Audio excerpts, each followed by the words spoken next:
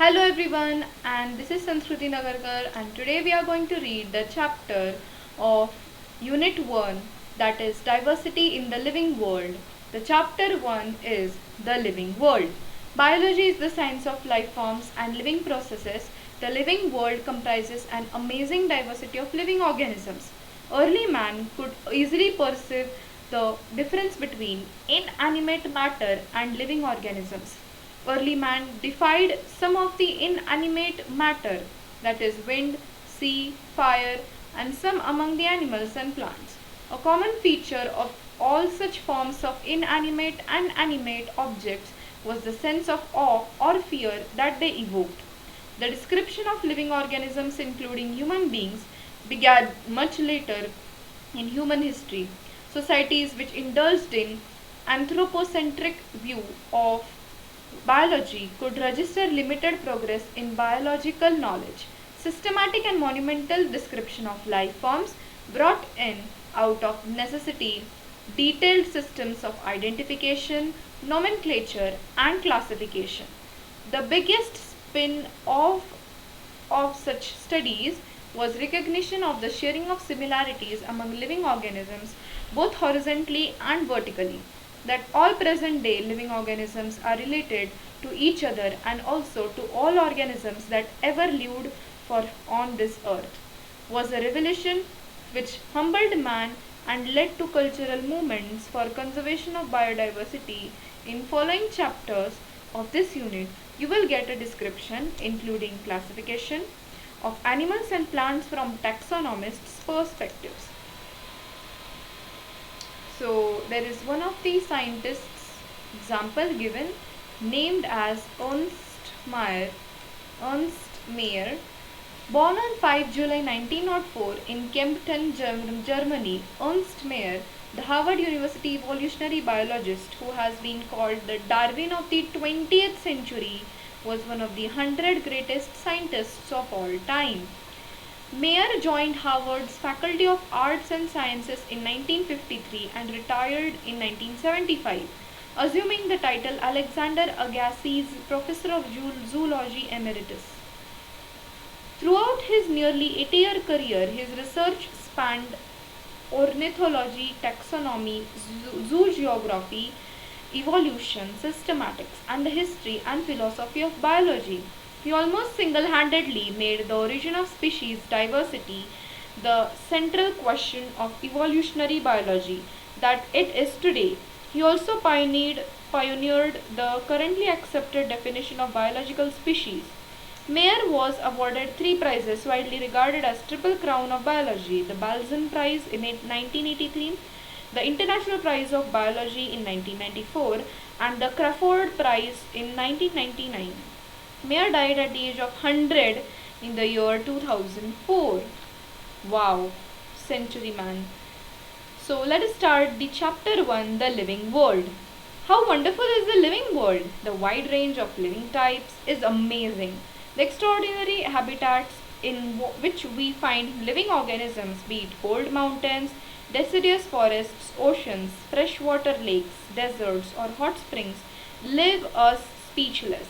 The beauty of a galloping horse, of the migrating birds, the valley of flowers, or the attacking shark evokes awe and a deep sense of wonder. The ecological conflict and cooperation among members of population and among populations of a community, or even the molecular traffic inside a cell, make us deeply reflect on what indeed is life. This question has two implicit questions within it. The first is a technical one and seeks answer to what living is as opposed to the non-living, and second is philosophical one and seeks answer to what is the purpose of the life. As scientists, we shall not attempt answering the second question. We will try to reflect on what is living. Now, what is living? When we try to define living, we conventionally look for distinctive characteristics exhibited by living organisms: growth, reproduction, ability to sense environment and mount a suitable response come to our mind immediately as unique features of living organisms. One can add a few more features like metabolism, ability to self-replicate, self-organize, inter- interact, and emergence to this list. Let us try to understand each of these. All living organisms grow. Increase in mass and increase in number of individuals are twin characteristics of growth. A multicellular organism grows by cell division. In plants, this growth by cell division occurs continuously throughout their lifespan. In animals, this growth is seen only up to a certain age. However, cell division occurs in certain tissues to replace lost cells. Unicellular organisms grow by cell division.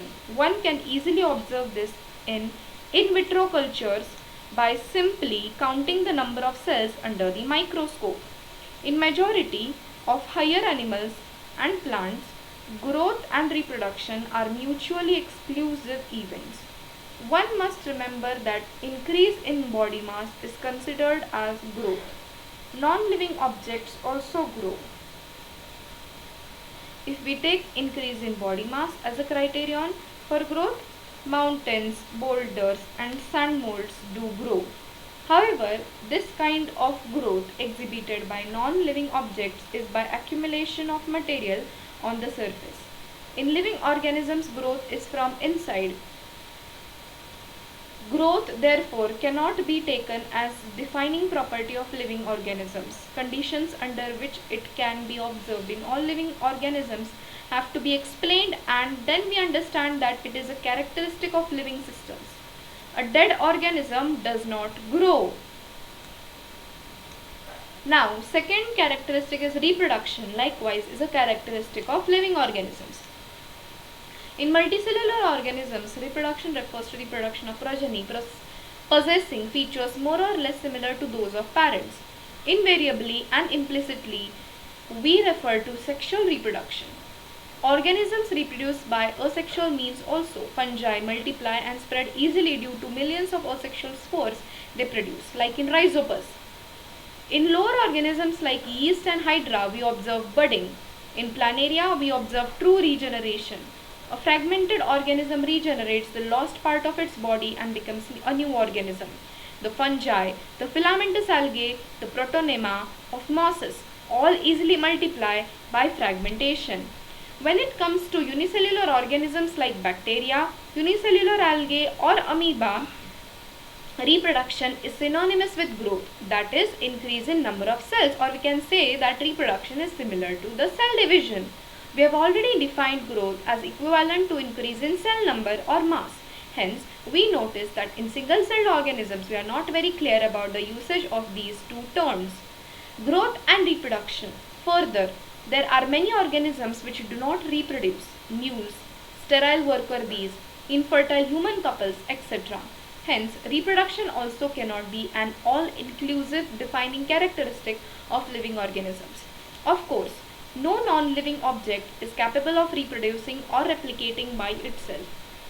Another characteristic of life is metabolism. All living organisms are made of chemicals. These chemicals, small and big, belonging to various classes, size and functions, etc., are constantly being made and changed into some other biomolecules. These conversions are chemical reactions or metabolic reactions.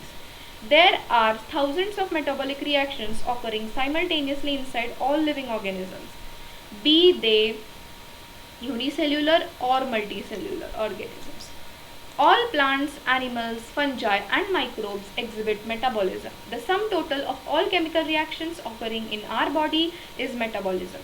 No non-living object exhibits metabolism. Metabolic reactions can be demonstrated outside the body in cell-free systems.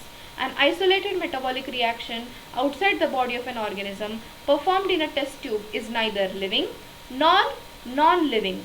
Hence, while metabolism is a defining feature of all living organisms without exception, isolated metabolic reactions in vitro are not living things but surely living reactions. Hence, cellular organization of body is the defining feature of life forms.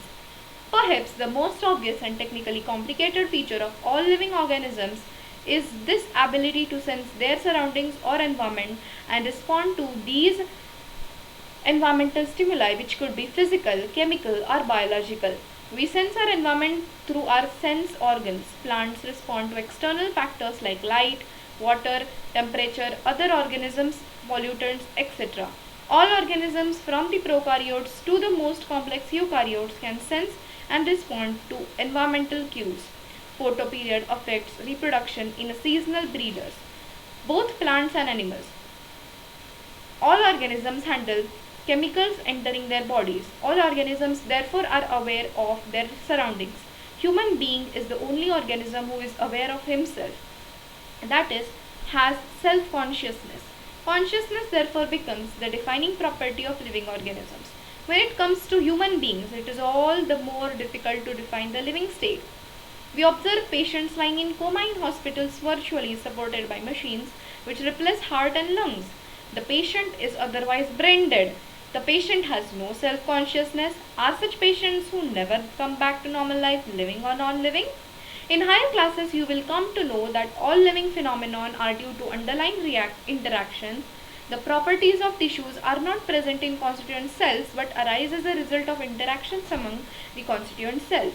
Similarly, properties of cellular organelles are not present in the molecular constituents of the organelle but arise as a result of interactions among the molecular components comprising the organelle. These interactions result in emergent properties at higher level of organization. This phenomenon is true in the hierarchy of organizational complexity at all levels. Therefore, we can say that living organisms are self-replicating, evolving and self-regulating interactive systems capable of responding to external stimuli. Biology is the story of life on Earth. Biology is the story of evolution of living organisms on Earth. All living organisms, present, past and future, are linked to one another by the sharing of common genetic material, but to varying degrees. Okay, so just 2 minutes.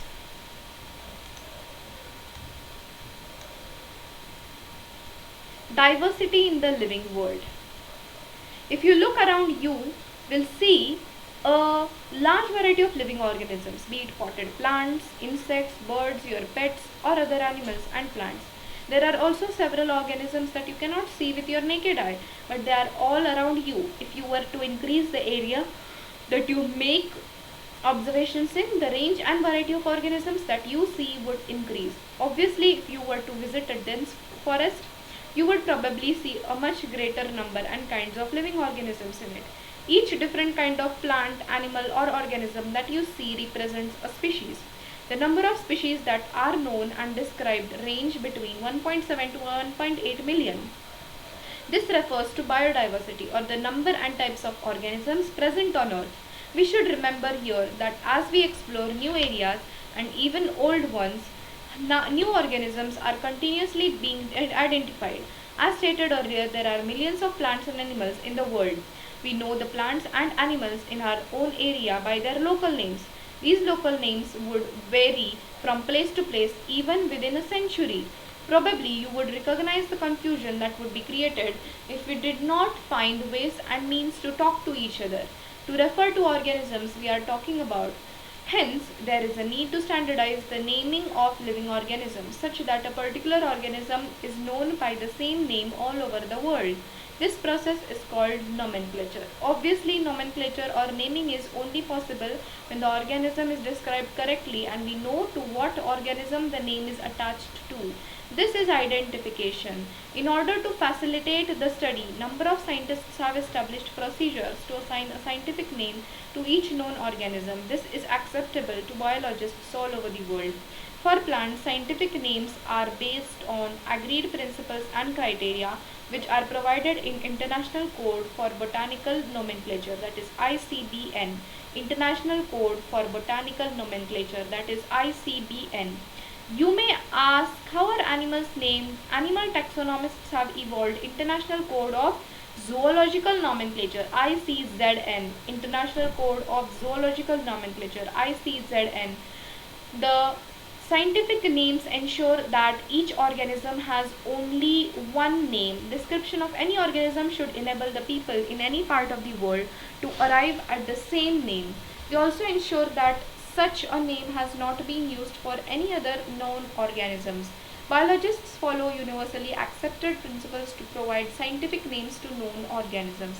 Each name has two components, the generic name and the specific epithet. This system of providing a name with two components is called binomial nomenclature. This naming system given by Carolus Linnaeus is being practiced by biologists all over the world. This naming system using a two-word format was found convenient. Let us take the example of a mango to understand the way of providing scientific names better.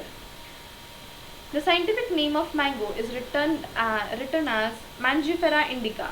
Let us see how it is binomial name. In this name, Mangifera represents the genus, while indica is particular species or a specific epithet. Other universal laws of nomenclature are as follows. Biological names are generally in Latin and written in italics.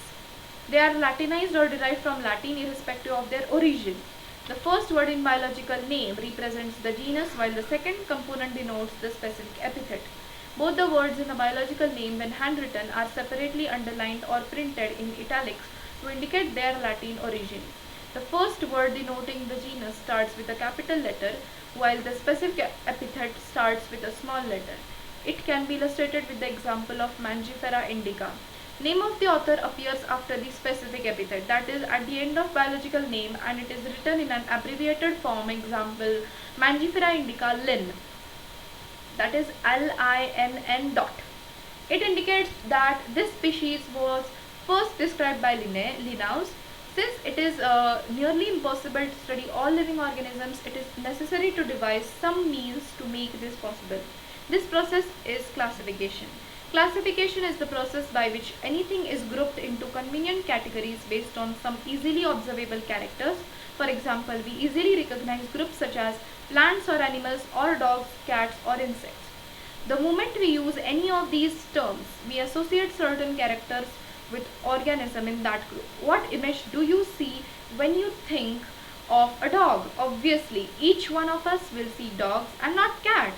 Now, if we were to think of Alsatians, we know what we are talking about. Similarly, suppose we were to say mammals, you would of course think of animals with external ears and body hair.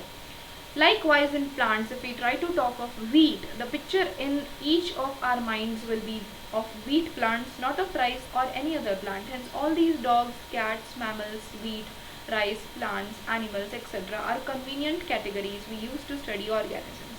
The scientific term for these categories is taxa. Here you must recognize the taxa can indicate categories at very different levels. Plants also form a taxa. Wheat is also a taxa. Similarly, animals, mammals, dogs are all taxa. But you know that a dog is a mammal and mammals are animals. Therefore, animals, mammals and dogs represent taxa at different levels. Hence, based on characteristics, all living organisms can be classified into different taxa. And this process of classification is taxonomy. External and internal structure along with structure of cell, development,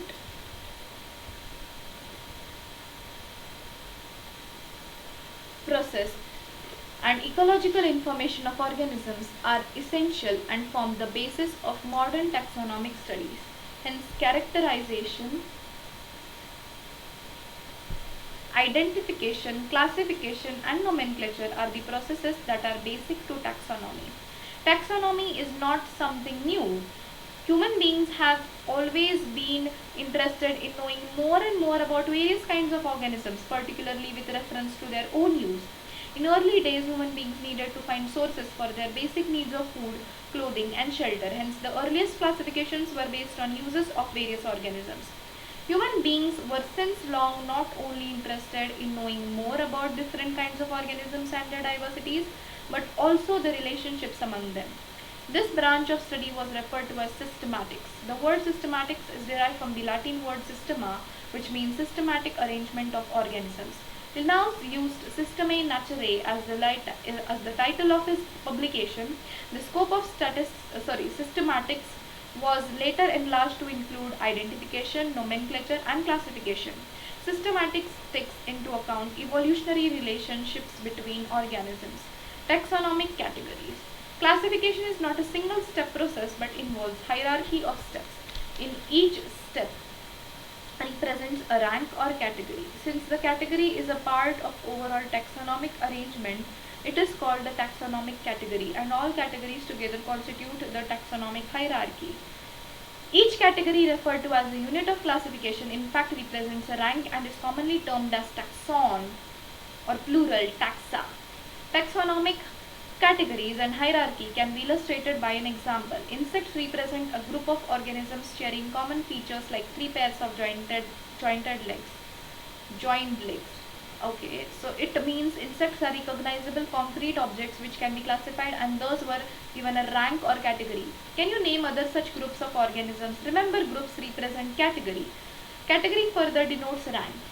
Each rank or taxon in fact represents a unit of classification. This taxonomic group's categories are distinct biological entities and not merely morphological aggregates. Taxonomical studies of all known organisms have led to development of common categories such as kingdom, phylum or division in plants, class, order, family, genus and species. All organisms including those in plant and animal kingdoms have species as the lowest category. Now the question you may ask is how to place an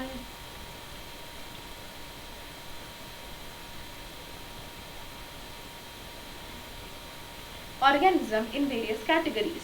The basic requirement is the knowledge of characters of an individual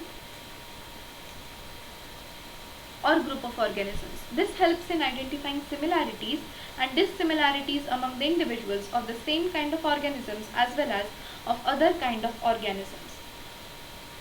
Species. Now what are species? So see, they have given that taxonomical studies of all known organisms have led to development of common categories. That is, first species, then genus, then family, then order, then class in animals, and phylum or division in I guess this wait. Class is common, phylum is for animals, and division is for plants. Let us see downside. We'll get it. Okay. So first division from the basic level we will go, that is species. Taxonomic studies consider a group of individuals, organisms with fundamental similarities as species. One should be able to distinguish one species from other closely related species based on distinct morphological differences. Let us consider Mangifera indica, Solanum tuberosum and Panthera leo. Mangifera indica is mango, Solanum tuberosum is potato, Panthera leo is lion. All the three names indica, tuberosum and leo represent the specific epithets, that is species, while the first words Mangifera, Solanum and Panthera are genera or genus and represents another higher level of taxon or category. Each genus may have one or more than one specific epithets representing different organisms but having morphological similarities. For example, Panthera has another specific epithet called tigris, and Solanum includes species like nigrum and melongena. Human beings belong to the species sapiens, which is grouped in genus Homo. The scientific name thus for human being is written as Homo sapiens. Genus comprises a group of related species which has more characters in common in comparison to species of other genera. We can say that genera are aggregates of closely related species. For example, potato and brinjal are two different species but both belong to the genus Solanum. Lion, Panthera leo, leopard, Panthera pardus, and tiger, Panthera tigris, with similar common features are all species of the genus Panthera. This genus differs from other genus Felis, which includes cats. Family. The next category, family, has a group of related genera with still less number of similarities as compared to genus and species. Families are categorized on the basis of both vegetative and reproductive features of plant species. Among plants, for example, three different genera, Solanum, Petunia and Datura, are placed in the family of Solanaceae. Among animals, for example, genus Panthera comprising lion, tiger, leopard is put along with genus Felis cats in the family Felidae. Similarly, if you observe the features of cat and a dog, you will find some similarities and some differences as well. They are separated into two different families, Felidae and Canidae, respectively. Let me scroll it to the, take it to the right side. Okay. Order. You have seen earlier that categories like species, genus and families are based on number of similar characters. Generally, order and other higher taxonomic categories are identified based on aggregates of characters. Order, being a higher category, is the assemblage of families which exhibit a few similar characters. The similar characters are less in number as compared to different genera included in a family. Plant families like Convolvulaceae, Solanaceae are included in the order Polymoniales, mainly based on the floral characters. The animal order Carnivora includes families like Felidae and Canidae. Class. This category includes related orders. For example, order Primata, comprising monkey, gorilla and gibbon, is placed in class Mammalia along with order Carnivora, that includes animals like tiger, cat and dog. Class Mammalia has another order also. Phylum. Classes comprising animals like fishes, amphibians, reptiles, birds along with mammals constitute the next higher category called phylum. All these based on the common features like presence of notochord and dorsal hollow neural system are included in phylum Chordata. In case of plants, classes with a few similar characters are assigned to a higher category called division. Kingdom. All animals belonging to various phyla are assigned to the highest category called kingdom Animalia in the classification system of animals.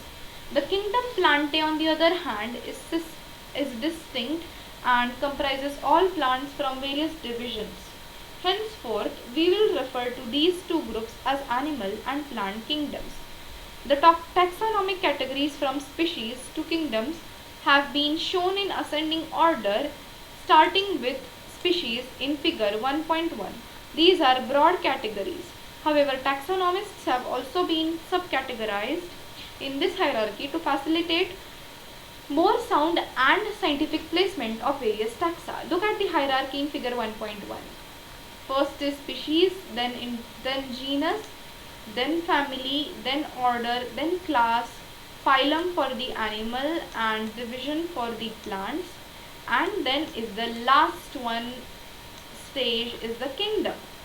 Okay, so can you recall the basis of arrangement? Okay, so let us recall it. Species, genus, family, order, class, phylum, division, kingdom. SGF, OCPK, SGF, OCPK, SGF, OCPK, SGF, S, G, F, O, C, P, K. SGF. SGF means what? S means what? Species. G means what? Genus. F means what?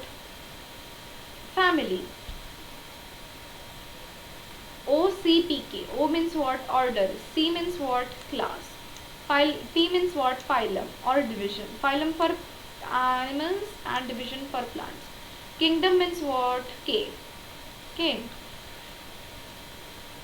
Say for example, as we go higher from species to kingdom, the number of common characteristics goes on decreasing. Lower the taxon, more are the characteristics that the members within the taxon share.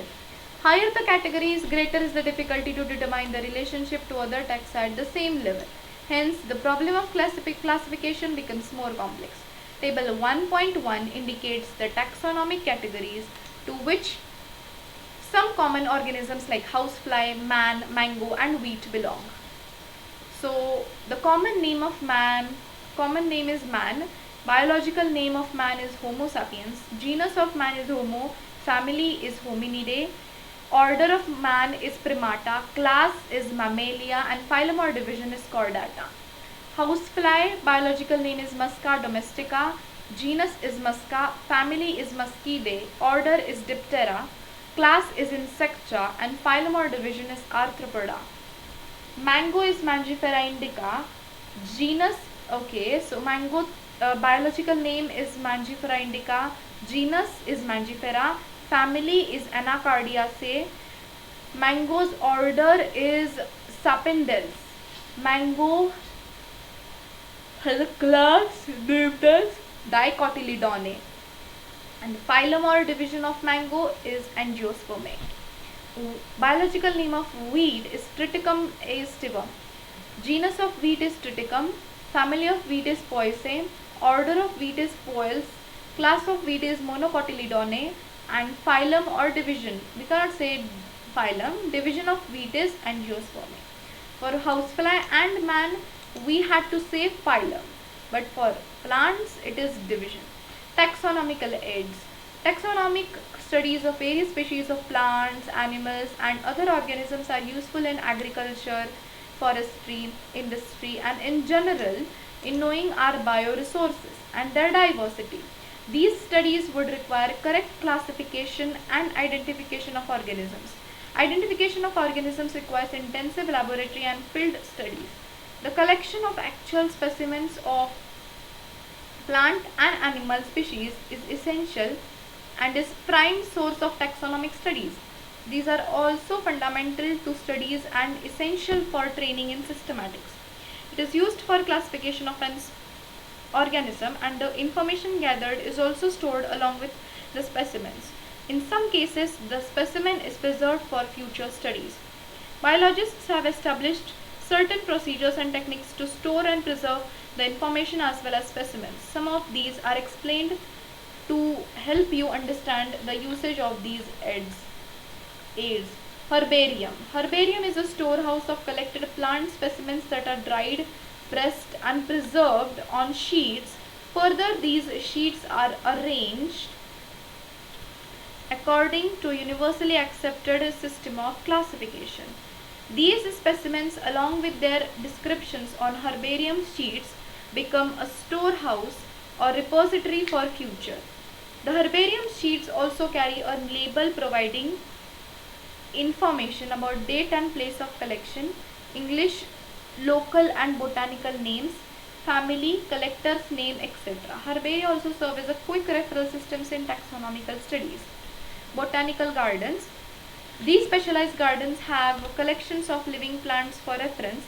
Plant species in these gardens are grown for identification purposes, and each plant is labeled indicating its botanical or scientific name and its family. The famous botanical gardens are at Kew, England, Indian Botanical Garden, Howrah, India, and at National Botanical Research Institute, Lucknow, India. Museum. Biological museums are generally set up in educational institutes such as schools and colleges. Museums have collections of preserved plants and animal specimens for study and reference. Specimens are preserved in the containers or jars in a preservative solutions, that example formalin. Plants and animal specimens may also be preserved as dry specimens. Insects are preserved in insect boxes after collecting, killing and pinning.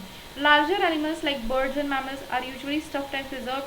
Museums often have collections of skeletons of animals too. Zoological parks. These are the places where wild animals are kept in protected environments under human care and which enable us to learn about their food habits and behavior. All animals in a zoo are provided, as far as possible, the conditions similar to their natural habitats. Children love visiting these parks, commonly called zoos. We can see here the image of picture showing animals in different zoological parks of India. Tiger, elephant, I guess this is swan, and this is rhinoceros. Okay, so key. Key is another taxonomical aid used for identification of plants and animals based on similarities and dissimilarities. The keys are based on contrasting characters, generally in a pair called couplet. It represents the choice made between two opposite options. This results in acceptance of one only and rejection of the other. Each statement in the key is called a lead. Separate taxonomic keys are required for each taxonomic category, such as family, genus, and species, for identification purposes. Keys are generally analytical in nature. Flora, manuals, monographs, and catalogs are some other means of recording descriptions. They also help in correct identification. Flora contains the actual account of habitat and distribution of plants of given area. This provides the index to plant species found in a particular area. Manuals are useful in providing information for identification of names of species found in an area. Monographs contain information on any one taxon. Okay, so let us check is there anything left, and then we'll resume with the summary of the lesson. Okay, I have read this table. Okay, yes, I guess I have completed everything. Okay, let me just check it one more time so that I'll not be hesitating. Like, let us take 14th page. Okay, summary. The living world is rich in variety. Millions of plants and animals have been identified and described, but a large number still remains unknown. The very range of organisms in terms of size, color, habitat, physiological and morphological features make us seek the defining characteristics of living organisms. In order to facilitate the study of kinds and diversity of organisms, biologists have evolved certain rules and principles for identification, nomenclature, and classification of organisms. The branch of knowledge dealing with these aspects is referred to as taxonomy. The taxonomic studies of various species of plants and animals are useful in agriculture, forestry, industry, and in general for knowing our bioresources and their diversity. The basics of taxonomy, like identification, naming, and classification of organisms, are universally evolved under international codes. Based on the resemblances and distinctive differences, each organism is identified and assigned a correct scientific biological name comprising two words as per the binomial system of nomenclature. An organism occupies a place or position in the system of classification. There are many categories or ranks and are generally referred to as taxonomic categories or taxa. All the categories constitute a taxonomic hierarchy. Taxonomists have developed a variety of taxonomic aids to facilitate identification, naming, and classification of organisms. These studies are carried out from actual specimens which are collected from the field and preserved as referrals in the form of herbaria, museums, and in botanical gardens and zoological parks. It requires special techniques for collection and preservation of specimens in herbaria and museums. Live specimens, on the other hand, of plants and animals are found in botanical gardens or in zoological parks. Taxonomists also prepare and disseminate information through manuals and monographs for further taxonomic studies.